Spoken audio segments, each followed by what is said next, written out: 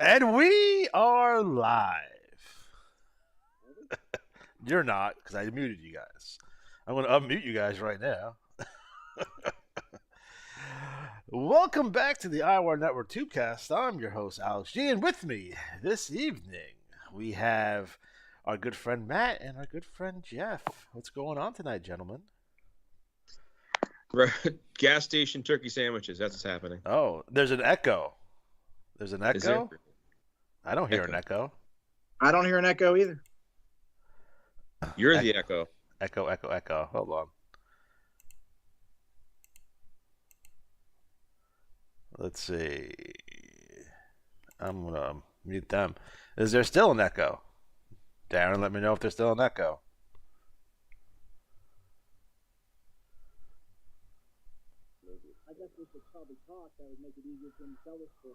Oh, that's a good point. You guys should be talking.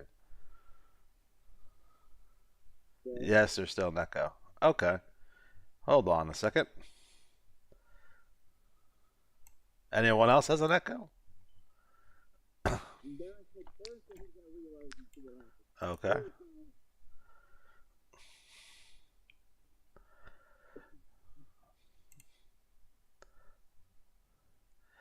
All right, Leon doesn't hear it, so I guess there's no echo. So it must be Darren has three.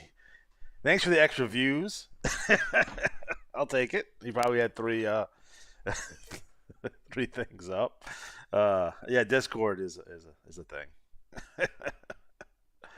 So guys, this will be the results show. But first, we've gotten correspondence from Johnny B. So, Matt, you want to go through our correspondence? It's my favorite part of the show. Yeah. Just a quick reminder that we've got our Discord open, so it's still in the works. It's still getting over there and getting going, but just keep patient. But feel free to chime in and contribute. All right, so I'm going to go. Johnny sent us a good talking-sized email. First things first, and some of you know that last time we did the show, I talked about the kind of secret project I was working on, was to create an IWAR, fourth IWAR league. It would be a ladies' league. So, hold on, Matt. They can't hear you. Take me off mute, Jeff. Can't hear Matt. Okay. What is happening today?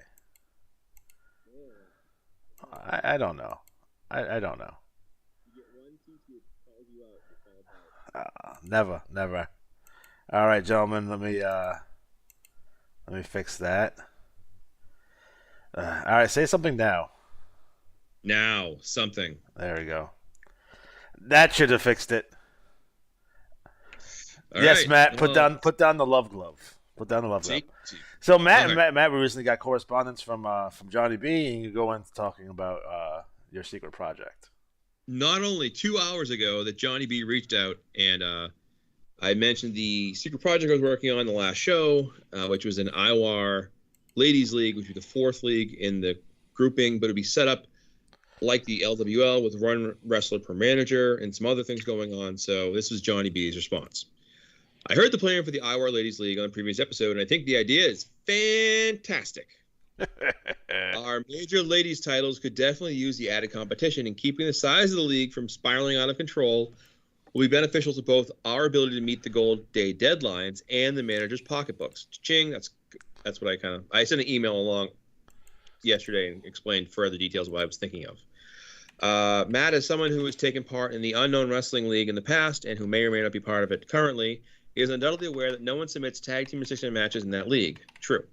Even though that has never been against the rules. Neither Matt or Alex seem to be aware of their frequent Tubecast participant Darren recently resurrected the original IWA League, the YJL, the Yellow Jacket League, and won the league title with the original IWA wrestler.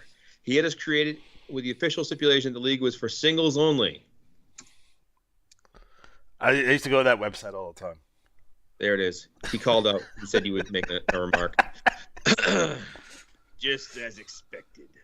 I just wanted to make sure that that fact wasn't overlooked. There's a post about the league on our news page that you may have missed. And you may have also missed the earlier promo about the 10 free transfers. Since it's the Yellow Jacket League, you get your 10 freebies. On a related note, I supplied him... Bees, I get it. Yes. I supplied him with the heading for the post about the IWA Gauntlet magazine, which was hashtag Love the Glove. I'm sorry if it ruffled Alex's feathers. It was intended as a playful nod to the Tubecast. I was hoping he would consider a mention of the Love Glove to be, if you'll pardon the expression, a nice touch. It was. Oh, it was. We appreciate that. And don't forget to root for Monster Truck Tanaka, whose finisher is, in fact, using the Love Glove. Darren asked, I would love to know how many times the IWA has gone, quote, all office space on one of our printers, or their printers. Johnny B. For far too many years, we had to fight the urge to use such holes such as a lowly chair shot on a particular piece of equipment. One of the many motivations for our recent transition to all digital bulletins was finally breaking our dependence on a long discontinued model, which was the only commercially available printer that was compatible with our system. Before we were reliant on any one specific model, there was a day when I was unexpectedly called to IWA headquarters to fix an issue with the dot matrix printer. It sounds suspiciously like a lame excuse to have me show up on my birthday, so I naturally expected a surprise party. Imagine my disappointment when I discovered there was only surprise was the cause of the problem. A ballpoint pen had dropped into the mechanism. Oh, no. Printing. Yeah. There was a window on top of the printer, so I took a quick look to easily alerted my coworker of the source of malfunction. Even more disappointing than the total absence of my birthday festivities was the knowledge that the coworker in question was an honest-to-goodness member of Mensa. That's too bad. I will say, though, side note, I've tried to find dot matrix printer font style for some of my reports. All right, IWAR question. What is the highest number of players at one time in the game? Johnny B. Regular viewers of the Tubecast know that IWA had rather humble beginnings from a technological standpoint, and that continued to be the case during the height of our popularity. The address on every envelope we mailed out was typed by an employee leafing through the league's file folder. Oh, it's terrible. Which contained photocopied pages of filled-out magazine ads. Oh, my God. That's horrible. We didn't have a completely accurate count of our player base back then. It was such a struggle to keep up with the demand that we couldn't spare the resources to correct that. Well, with well over 100 leagues and exceedingly small rosters, the norm, the number was easily in the thousands. It likely would have been difficult to pinpoint the exact figure for long, since prior to the existence of dedicated rookie leagues, the IWA managers were very much in flux. The average player was probably under 18, and most seemed to quit as soon as their allowance had run out. Your distinguished hosts have done a commendable job improving your player retention in recent years, and I dig that. All right, so next question came from me. What's Johnny B's favorite Olympic event for winter sports or summer sports? Water sports? Water sports, yes, that too. Johnny B. Color me impressed. Alex's guess was archery, while Matt's was the biathlon. If you're worried about the beginning of your movie, is Joe boring because it just shows skiers traversing snowy tundra. One possible solution to have them strap on rifles or compound bows. Pause for, rifles or compound bows. I dig that. He said pause to remark from Alex. Oh, well. That device. I mean, I was going to mention my favorite film of all time, Ski Patrol. There it is. It also works in other forms of entertainment, which includes Olympic Games. In addition to being cooler, weapon-based sport often avoid the subjectivity of other events, such as the distance from the bullseye can be measured with a completely unopinionated device. Unopinionated device, that is. But I will say that many Olympic events can draw you in if you watch them long enough. That is very true, even the ones that suck.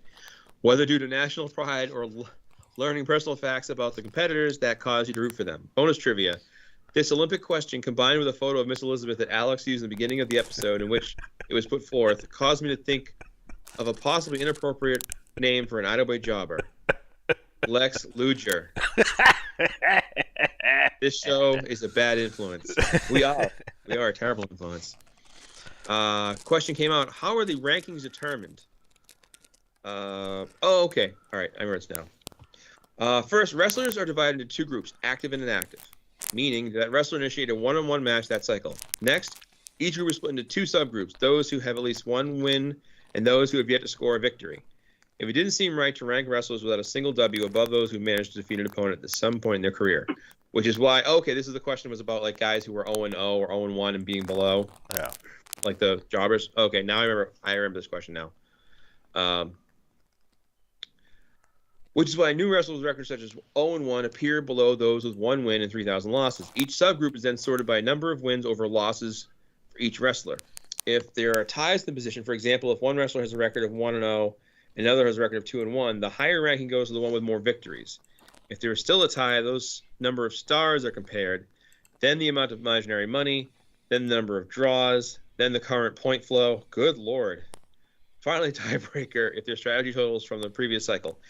The 3 most important factors to remember are in order: being active, submitting a singles match, having at least 1 victory, and gaining as many wins and as few losses as possible.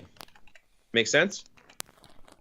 Sure. Is that anybody in the chat, in the show, asking? Flex losers. Flex loser. Flex loser, yeah. He can hang out with U.S. Mail. Okay, getting back to it here. Whoops. Does defeating a higher ranked wrestler give my wrestler a bonus? Yes. In one-on-one matches, each victory is worth $1,000 in imaginary money, and there's also a bonus of $100 for every rank between your wrestler and any higher ranked wrestler he or she defeats. For the purpose of this bonus, singles champions are considered to having a rank of 0. So if the wrestler is ranked 50 and he challenges the 10 regional champions, he'll receive the standard $1,000 purse for each, plus an additional $5,000 for each win. That's pretty cool. There was, side note, there was someone in the NWL. They're not there anymore, but they were like racking up money like crazy, and they came in with wrestlers and they were like 0-1, 0-2, and then they went like on a tear and just loaded up on money. And it was so bizarre to see someone like with X amount of wins with like tons of money. So this is a good example for it. All right. For each win, challenging wrestlers ranked above you can be a good way to build up a small fortune earlier in your career, but it's also a risky strategy because those at the top are usually there for a reason, and you can quickly find yourself with a somewhat embarrassing record. You may reset your win-loss record for free at any time. That's true, but you must simultaneously sacrifice your accumulated stars and imaginary earnings. A better strategy may be to wait for the once-a-year opportunity to remove your 20 losses by spending some imaginary money. If you do choose to start with fresh stats, consider donning a mask before making your triumphant return in the style of legends like the Masked Teamster. Oh, Masked Teamster. Lost trivia.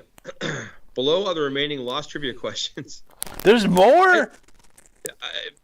Again, apparently. Matt, you're awful at this. Dude, I need more caffeine in my life. Or maybe not. I'll have the heart monitor results tomorrow. Oh. You have a heart? Get out of here. I know. All right. Unbelievable. Lost trivia. Do you want me to save lost trivia for the next episode? I do not, because we're going to lose it again. Johnny B's like to snap his pencil. God damn it! Raise the question! All right. Below the remaining lost trivia questions, which you began covering in episode 120. What episode are we on now? 123. Oh my God. I'm just including them for your convenience. I'm quite certain Alex was wrong about you forgetting to read them on a future show. After all, you emailed them to yourself with the subject, "Read this one, stupid." I did. I don't believe a manager with your experience in broadcasting would have seen the subject line days later and taken it to meant you simply read the email to yourself. All right. Did the killing the bulk rate help the IWA?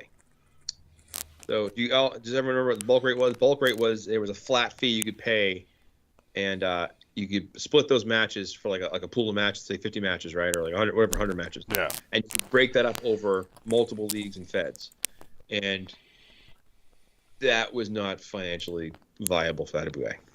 So Johnny B says, "Let me put it this way: either the IWA was going to kill the bulk rate, or the bulk rate was going to kill the IWA." I know it was an unpopular decision, but I really had no choice. This game/business is very labor intensive and comes with a lot of major expenses such as photocopier supplies, postage, and salaries for those people doing the intensive labor. We used to charge. You pay them? Yeah. Yeah. And I cash? We need to get an IWAR like pay stub for imaginary cash. Well, Johnny Revolution just launched his own crypto, so you can pay him in Johnny bucks. So it's all Johnny good. bucks, nice. Johnny B bucks. Let's see here. Other than removing the bulk rate option, you can recall the last time we raised our prices. Neither can I. Meanwhile, paper and postage rates have been steadily increasing over the years. We always strive to remain an inexpensive hobby. A $5 minimum every 3 weeks isn't that bad, and that's very true. It's true. And the way we've been accomplishing that in recent years is by cutting costs whenever possible. Shout out to managers who've gone green, and that's very true. I'm not one of them because I actually have my little IWAR library. But I have to do it again. He put them in leather-bound books now. So I have many leather-bound books. IWAR. What does the IWAR do if a check bounces? Oh, I forgot this one. I believe whoever is responsible for the fee should be the one to pay for it. If a check is rejected due to non-sufficient funds, we ask the manager to provide another payment which covers the amount of the check plus the fee our bank charges, currently $11. That's actually a good bargain. In the same way, if we ever double bill or overbill or cause a fee for a player, we reimburse them with overcharge as well as the fee. And if they choose IWAR credit instead of a refund, the amount will be even higher. Just side note here, this happened to me personally, and this is a good lesson for guys out there playing in multiple federations. I play only in gold. Maybe, wink, wink. And, but back when I was in, I think it was in the UNL, pretty sure it was UNL, I was sending my money payment in on the gold cycle to pay for my gold matches and also my bronze matches. But for whatever reason, there was a hiccup, and I was getting charged for both fees. So one's for the gold cycle, which paid for both, and then again for the UNL cycle later on. And when I caught this and I looked into it, it was like 10 cycles because I just didn't know. It was like, who knows, is $7 or $10, right?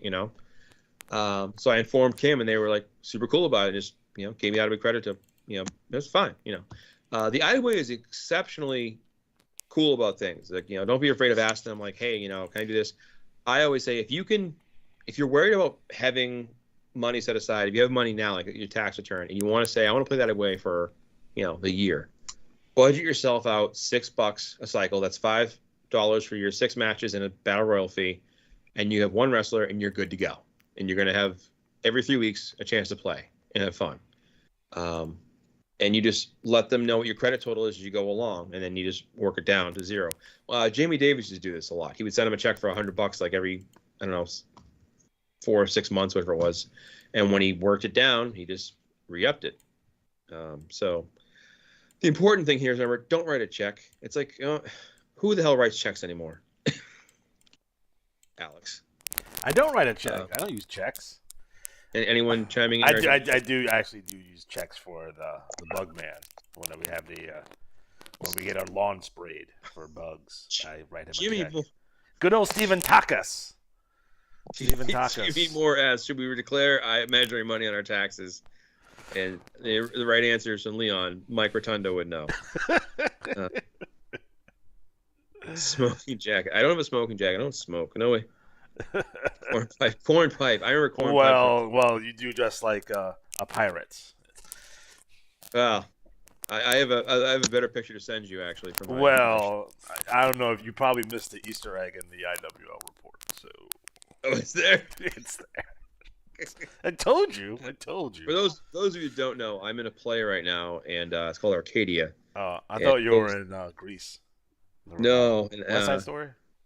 It's set in 2 times, 1980s and 1809, and I'm in the 1809 part, and I play a philandering sea captain who's trying to trick the guy who cheated on. Well, I'm pegging this guy's wife, and sure that's not a true story, Matt. I know, right? Yeah, totally. And then this other guy sleeps with her, and I'm mad, so I'm trying to trick her husband into having a duel with him, so they'll kill each other. And that's my role, and I have like 2 scenes to get this important stuff down. I get to yell and make faces. It's fun. But I have a beard that I've never had a beard this long. It's driving me insane. I hate it. Well, you look glorious though. It's awful. I don't get the beard thing at all. It's like I've had like a little bit of a beard, like kind of like not Sonny Crockett, but like in that ballpark. But I can't do this long beard business. It's just a pain in the butt. Like, I don't know if Darren still has his beard or not, but like, I don't know how you do it, man. It's itchy. I always want to like. Well, you're not using the correct beard oil for sure. Number one. Well, I had a roommate a long time ago who was Mr. Beard, and he had like all these oils. Like, yeah, man, try this oil. Which you can get on Amazon if you use our code. So That's make sure right. you use the code.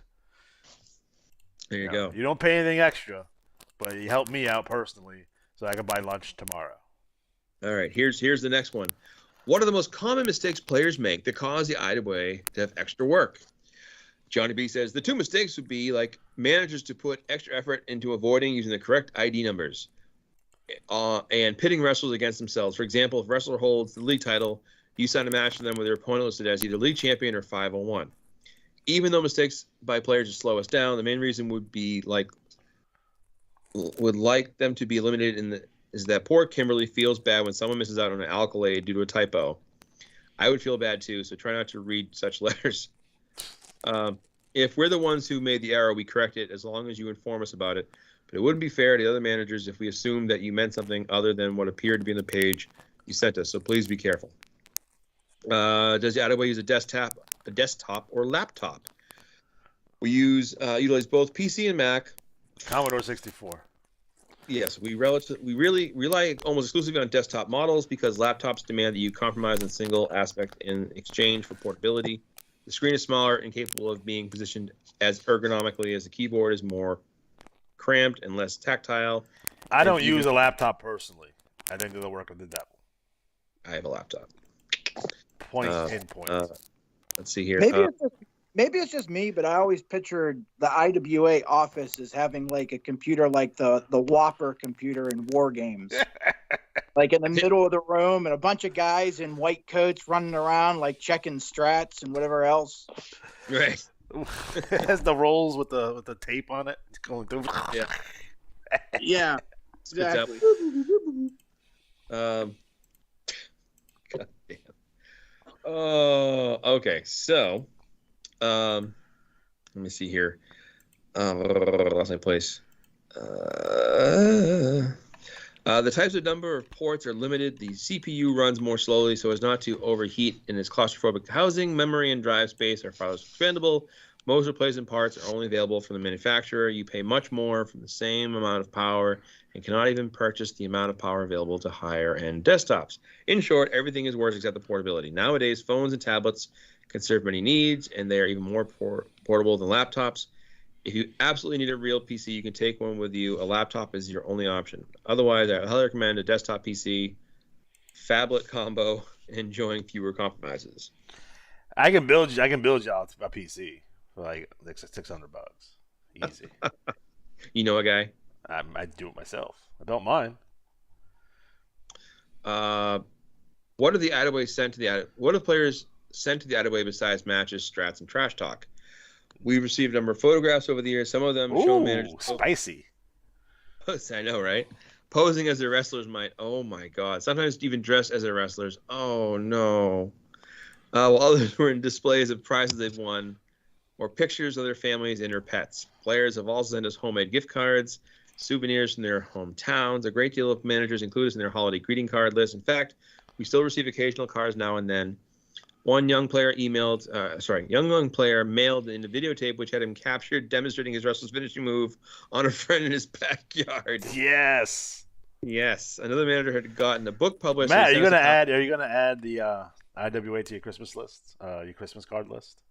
I sent him a card last year. Did you?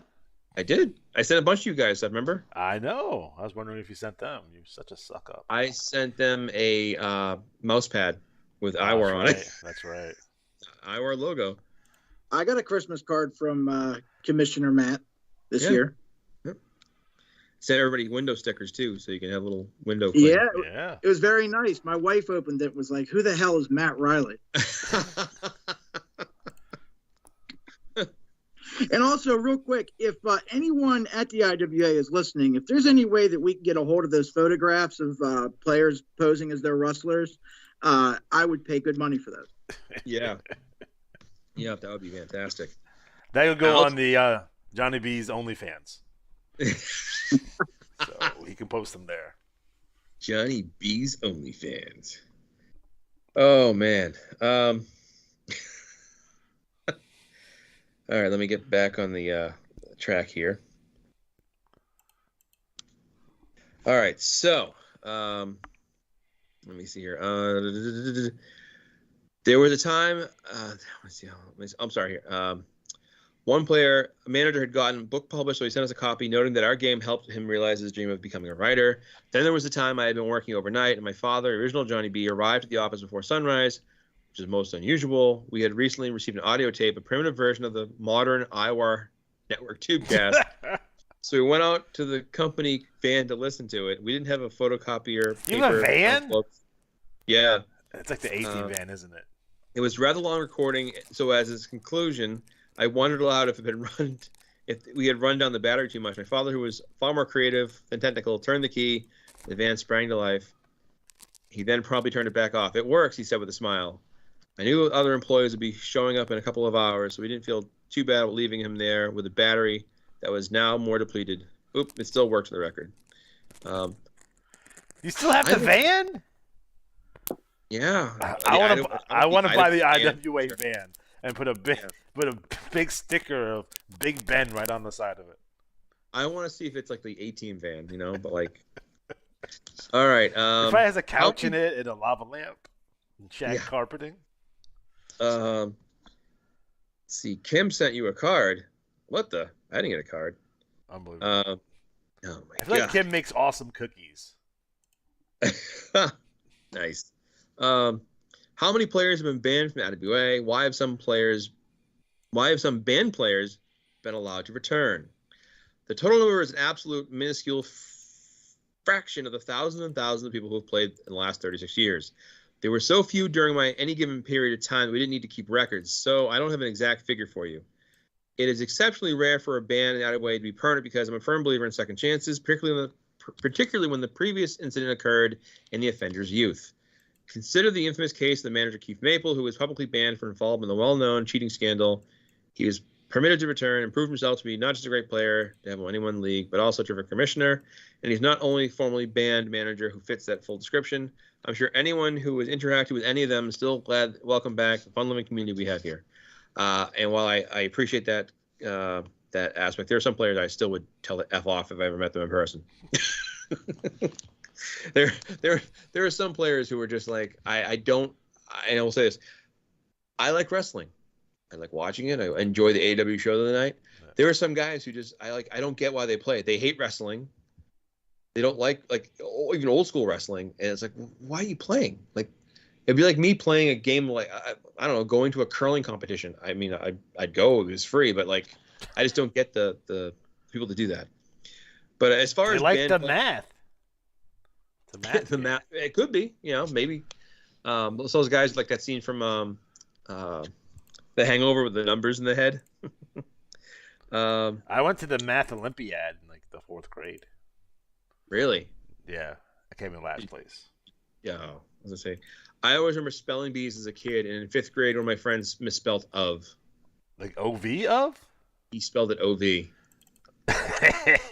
Yeah, we never let him put that. I actually ran into him at a wake a few months ago, and he was talking about tough things in childhood, and I was so tempted to say like of. Can you think of anything? But I didn't do it though, because I'm a nice guy. Anyways, we're almost there. Has IWA ever considered working with a pro wrestling organization to sponsor a show? We've been approached by a few promotions over the years, but left with a serious case of sticker shock each time. There's simply no way to make the math work. IWA is rather a niche product with extremely tight margins due to the postage and photocopier expenses, as well as a sheer amount of labor required. So to come anywhere close to breaking even on advertising such a venue, we need quite a few people in the same geographical area who not only join but remain active long. It was definitely Herbert Abrams UWF. Do you happen to know of such an area? Tell us in the chat. I will say this. About 10 years ago, a friend of mine runs a group called, well, I shouldn't say friend. We were friends. Then Trump happened. He runs a group called Liberty States Wrestling. And he actually had a fantastic steel cage match with Matt Taven, Alex's favorite wrestler. I hate his guys. And superplex off the top of the cage. Phenomenal. Anyways, I used to put together these sheets for him that had like kind of like a welcome to the show page. It was like a 1-page piece of paper, and it had like who the matches were, and then on the right side of the column it was like the top 5 contenders, star of the night, and like little things. And the idea was that you could get this piece of paper and you have a memento of the show. Because I still have like the program from the WCW/NWA show in '88 that came up here, and the Fantastics fought the Midnight Express. It was the main event of Dusty Rhodes, Sting, Luger, and Barry against Arn, Tully, Rick, and Ivan Koloff. Because you remember, like, when Luger turned good, they didn't have that fourth horseman for a while. Yep. So anyways, my point being that I still have that program. And I always feel like those programs, I think people will want to latch onto. So if you put an ad and said, do you want to win a real championship belt? Make your own wrestler. Boom, boom, boom, boom, boom, right? I think it could work, but you'd have to, and I think, don't think so much of geography. Think of successful, thriving businesses, It can be done, but we were talking on the pre-show kind of about the IWA, like, stretching their legs when it came to like, advertising. And I think there's some smart ways to get people's attention, and there's other ways where you want to kind of save your money, but, Johnny B. Crypto is not one of them. I think the IWA is the best spin of wrestling video games. And the final question is, what was an event, concept, or league that failed the IWA had really high hopes for? Why that would have to have been Unicorn Racing, of course, is still completely baffling. After a few years, a few fans of imaginary wrestling were willing to give an extremely similar idea a chance. Shame on all of you. Shame, everyone. You're all shamed by Johnny B. Unicorn Racing? Unicorn Racing. Like horse racing, but with unicorns? I would say so, unless it's more like NASCAR. But Unicorn Racing. It sounds inappropriate. Is that slang for something? Like, we went down to the South End and got some unicorn racing going on. My God. No wonder you're walking funny. Is it like bronies? I have a friend whose son not only is a brony, but he goes to brony conventions, and he met his long-distance girlfriend, now he lives with her, at a brony convention. Yeah, my son likes ponies and machine guns. It's weird. I feel those things don't mix, but they do. Hey, whatever it takes. It's like, I just bought this pony. I'm gonna go play Doom. All right, dude. Live your life, Holmes. All right, well, that's that. I have a question to add for the next batch. Uh-oh. Is it possible to visit the IWA offices? Not unless we get a shot. I only ask because I will be in Mentor, Ohio this summer, which is roughly 20 minutes away from Willowick. So if there's any shot of visiting the IWA headquarters, I would like to do it. I'll tell you one better. I'm going to Gen Con this summer, and when we went to Gen Con in 2014, it literally went through Willowick, the path. So we stopped. I got a picture of the Willowick, like, rotary sign, whatever it was. And I plan to recreate that picture this summer. Be fun if I actually met someone named Johnny B while I was there. It's right next to the Piggly Wiggly. I just picture, though, it'd be one of those pictures like the redacted, like you got black line to his face. It's a Johnny B. Oh my God. What are you gonna do? All right, so where are we? Do you dig that? I do dig it. All right, guys. So we're gonna start off in terms of results with the NWL New Wave League number 180. So Jeff, why don't you take us through the NWL? All right, we had a fairly historic cycle in the NWL. League champion Rod Camino for the second cycle in a row. Rod Camino of the industry faction, the leader of the industry faction, retains as league champion. Johnny Aztec takes the TV title, keeping him on the front page. Johnny Aztec was Central Plains champion last cycle. And then we get into the HNR Revolt show, which it was in the NWL this cycle. HNR Revolt Lionheart, Lachlan Kincaid, Central Plains champion. East Coast champion, HNR Revolt, No Limits, Nick Dane. Breaking Up the Monotony, Great Lakes champion, your boy Rhett, Country Hammer, Rhett Grady. Mid-Atlantic champion is Shackles Malone of the Death Squad, right? Death Squad, is it? Or is that their name? Death Squad. Of that faction, DS. Northeast champion from the Battle Royal, a complete scumbag, Caesar Sterling. Jesus Christ. Pacific Northwest champion, H&R Revolt, Warpath, Wolf Keenan. Rocky Mountains champion is Dave the Decision Wazalewski, who is apparently having some falling outs with his industry mates and apparently might be going solo. Southeast champion is Machine. Southwest champion is Shackles Malone's better half, Cell Block Charlie. West Coast champion from the Battle Royal, your everyday hero, Oliver Livingston, who this month broke up a robbery. Oh. Last month he was saving kittens from a fire or something like that. This week this cycle he is ending a robbery. Down to the tag teams. League tag champs, H&R Revolt, Lionheart, Lachlan Kincaid, Warpath, Wolf Keenan. TV champs, Tomax Firefly and Machine of the Devil's Rejects. League six-man champions, Devil's Rejects again, Tomax Firefly, El Mascarado, and Machine. TV six-man champs, H&R Revolt, all three members, Lachlan Kincaid, Nick Dane, and Warpath Wolf Keenan. And the Battle Royal winner, Lionheart Lachlan Kincaid of H&R Revolt. So we have Johnny Aztec, Caesar Sterling, Lachlan Kincaid, and Wolf Keenan, who were all on the front page last cycle, once again on the front page this cycle. And Battle Royal winner, Lachlan Kincaid, is the second straight for H&R Revolt. Wolf Keenan took the Battle Royal last cycle. So congratulations to H&R Revolt for just ripping apart the NWL this cycle. Pretty much doing what Whoop Ass Inc. did before their departure over to the other leagues in the IWAR this cycle. Good cycle. Yeah, man. I dig that. I suppose I could go through the Futurescape 3 results. Yeah, go for it. We have time to do that. Absolutely. All right, so Futurescape 3 results are in this cycle's bulletin. We started off with the six-man scaffold match, the grudge match between the Grady's and Mark Justice and SOS.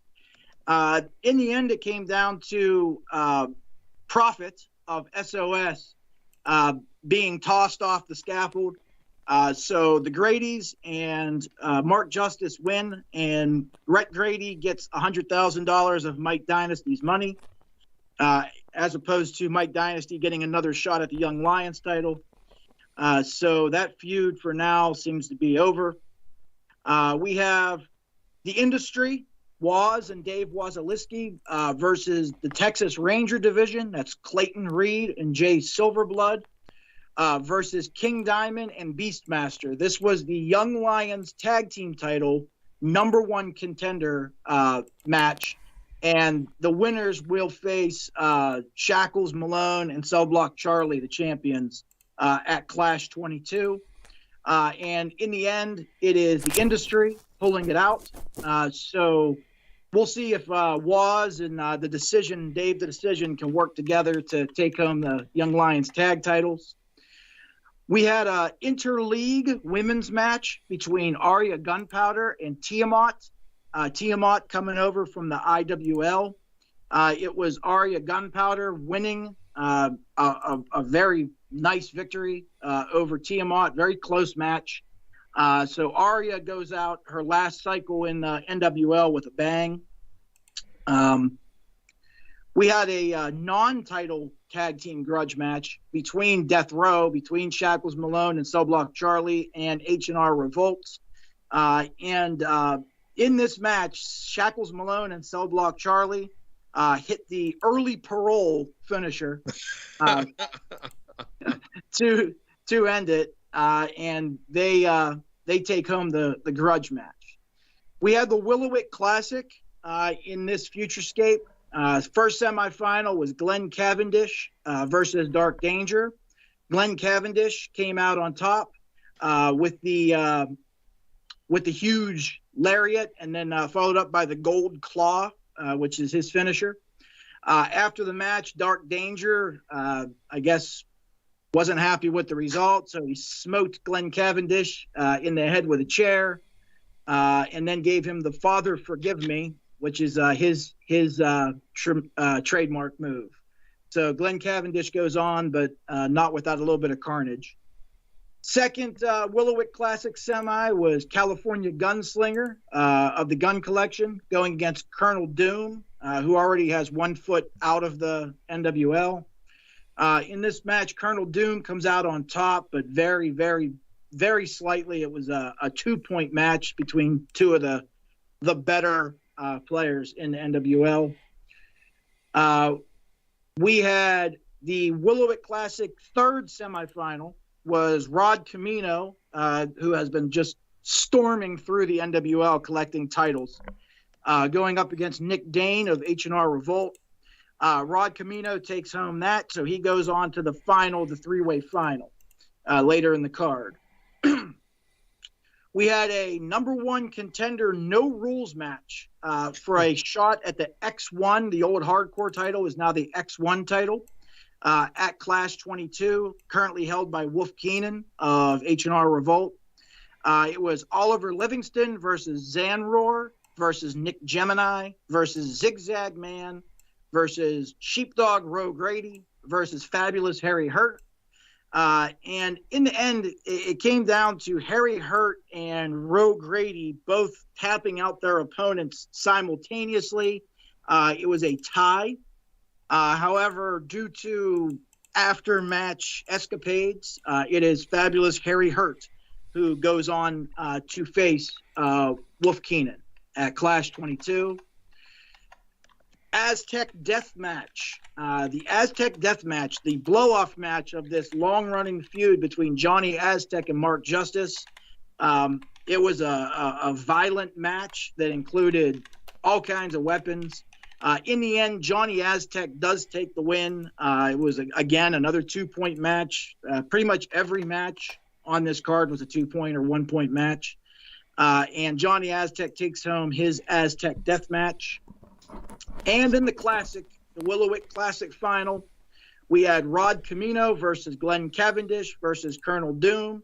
And, of course, as always, the winner becomes the number 2 contender for the Young Lions Championship, currently held by Rhett Grady. And they will go on to face Rhett Grady, the champion, and Mark Justice, the number 1 contender, in a 3-way match at Clash 22.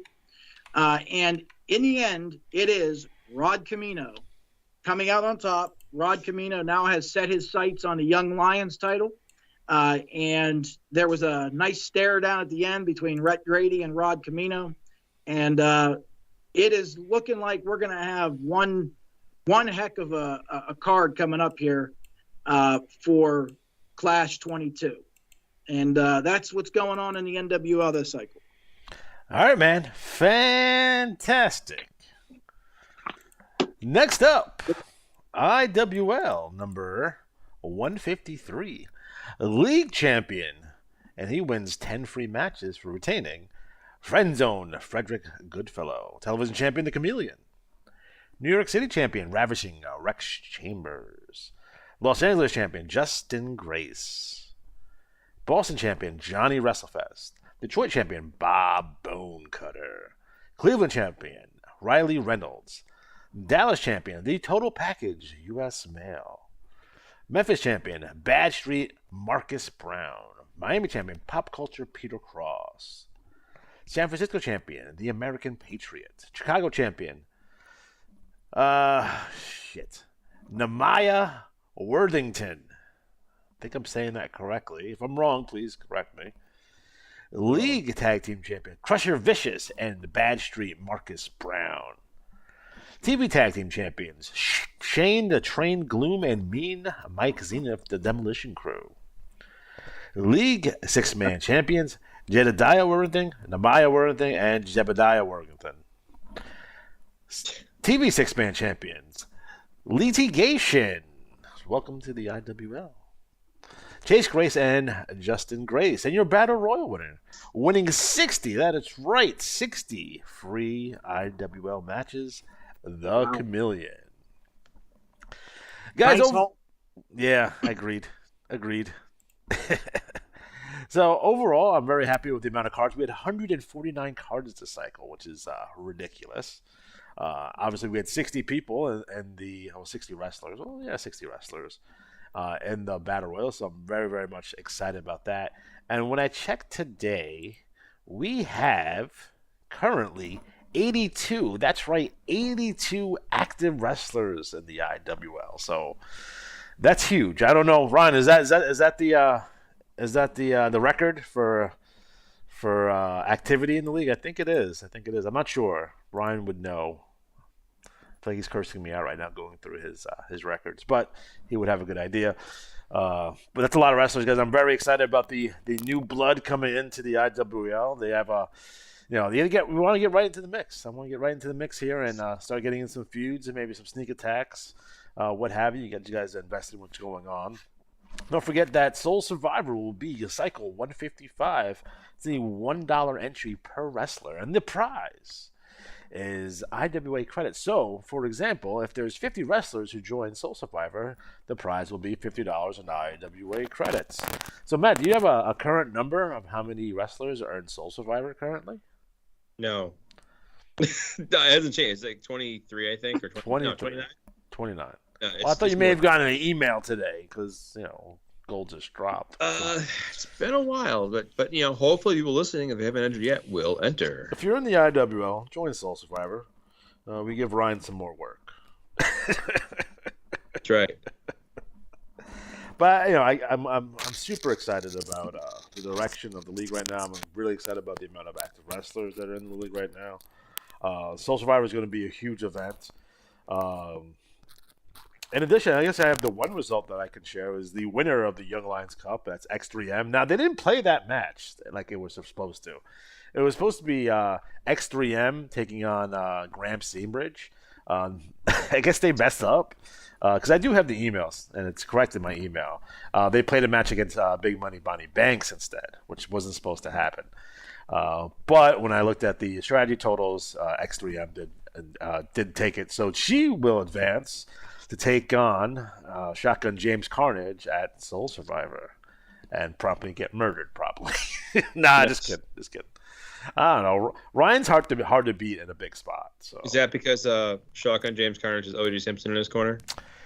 Yes, he's going to have O.J. Simpson, Bill Cosby, and Kenny Loggins in his corner.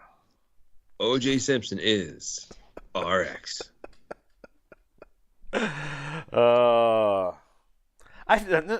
Here's the thing with that. I feel like Luther would be like his only friend. Like Luther would have a soft spot. No, it'd be like, because OJ would be like, I didn't do it. And then Luther would be like, you know what? I believe you. Because it's such a Luther thing to do. He's anything, but loyal to people. That is very true. That's very true. He's a good friend. Okay. Next up, BRL. So, Matt, what's going down in the BRL? Don't get us demonetized again, you son of a bitch. Oh, what's going on? All right, well, lots going on, actually. We had a crazy cycle, lots and lots and lots of high scores. I should note that the BRL, the top score, was 500, and that was held by Wrestling Demon Drugs, who won the league title, as well as Ghostly Shadows, Catfish Chucky, and Owen Bolick. So that was 4. There were 3 499. So it was a crazy cycle, scoring-wise. Had 150 cards and 90 Battle Royal entries. So That's also a big jump up. But our title champions page includes, well, Wrestling Demon Drugs, as I mentioned, 500. Tombstone, who doubled as a TV champion because he won the Battle Royal. So that shows why you go into Battle Royal and get $50 out of a credit, and you grab a nice, sweet TV championship.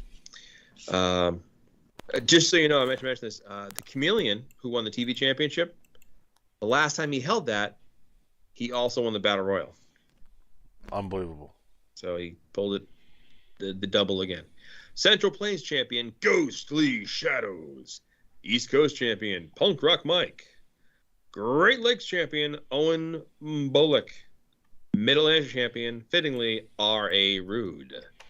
Northeast champion, the Monster of Mayhem, Donnie Bloodstone. Pacific Northwest champion, Catfish Chucky. Rocky Mountains champion, Rodney Diarmond. Southeast champion, El Barbero. Southwest champion, Skullfire. What kind of accent was that? Jesus Christ. I don't know. West Coast champion, Alligator.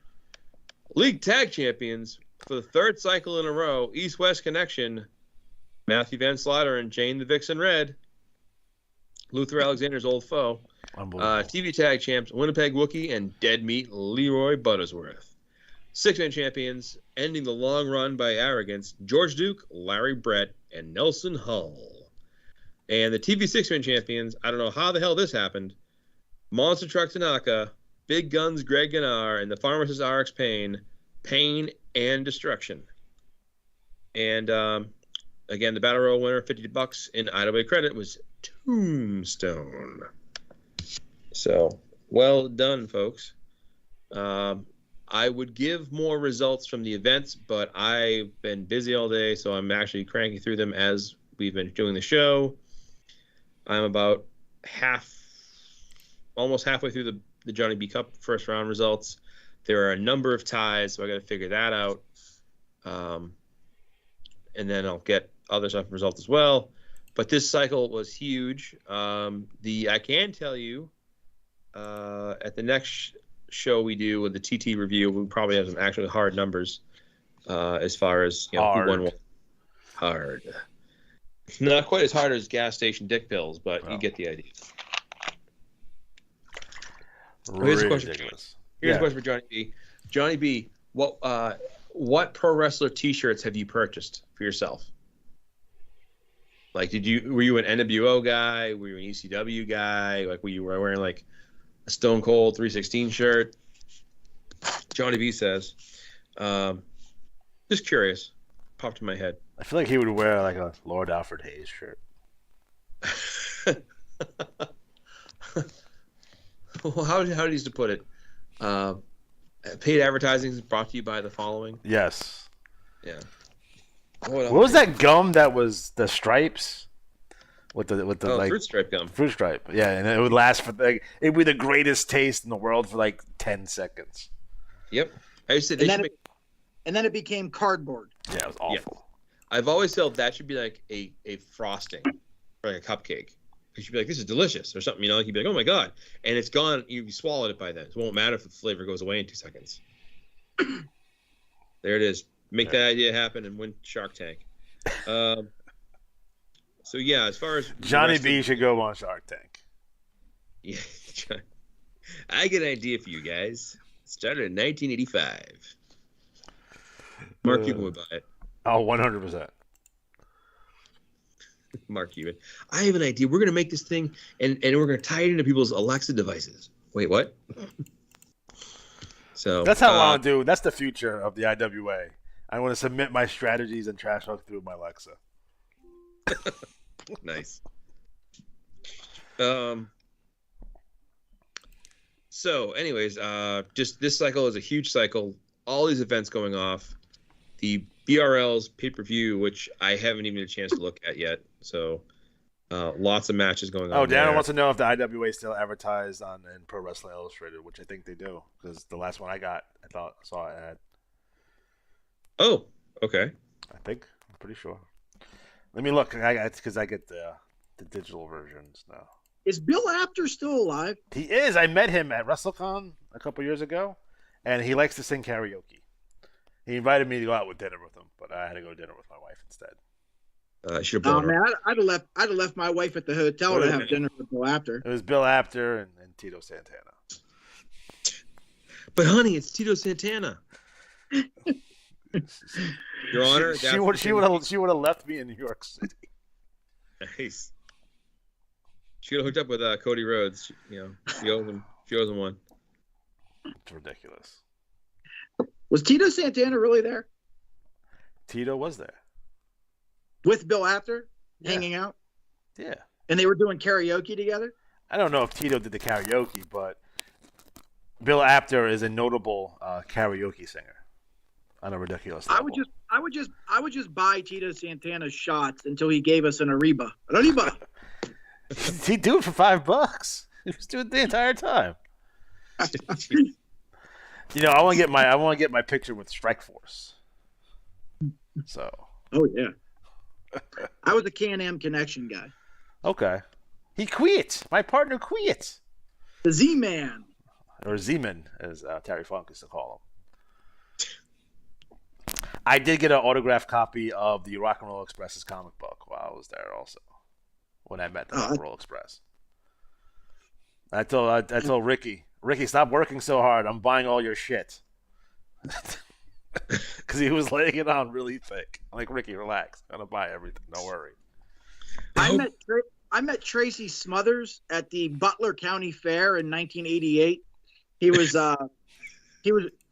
was wrestling some local schlub in some half-ass wrestling show they were putting on there, Yeah. and he had the original Southern heavyweight title with him, and I got to get a picture of it over my shoulder. Nice. And that photograph is actually hanging above my desk in my office at work. I don't know why I just told that story, but for some reason, Tracy Smothers came to mind. We should actually collect from our listeners. This is a challenge for listeners. I want you to send Alex or myself a picture with you with your IWAR championship belt or any other belt you own over your shoulder or on your waist. And we'll do a little collage we do the next show, right? Sure. Sound possible? Sure. Alex, like, more work. Damn you! When I was at WrestleCon, I did get to meet Missy Hyatt, and she did brush up against me, and she made me into a man. Thank you for putting me through puberty twice. I appreciate that. Missy Hyatt was up against you. I hope you went and got tested. Yes, I did. You remember when WCW changed over their entire format in the early 90s and they started taping from Universal or the Disney MGM studios? Mm-hmm. They had that little sound stage with the ring that used to rotate on that that circle. That is correct. Well, I just happened to be at Disney World as a kid. I was in high school actually, and they had the tapings, and they would go around the park and they would just give out tickets to them. And they would say, please come fill our soundstage for our show. And then they would tape like 17 episodes of WCW Saturday Night in a row. And you would have to, they would actually give you cues, cheer, boo for whoever came out. It got really confusing because they would tape, one episode and then they'd go back and they'd retape parts of it they didn't like. And for people who didn't understand wrestling, it was, if you weren't smart to wrestling, you were really confused.